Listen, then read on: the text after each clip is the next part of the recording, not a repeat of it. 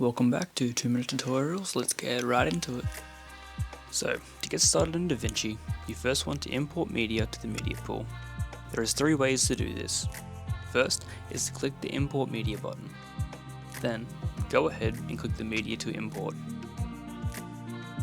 If your frame rate is different to the timeline, go ahead and click change on this pop-up. Second option is to click the import media folder.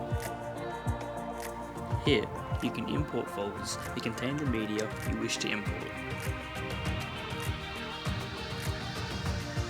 Third option is you can open File Explorer on PC or Finder on Mac and click and drag the media files or folders you wish to import.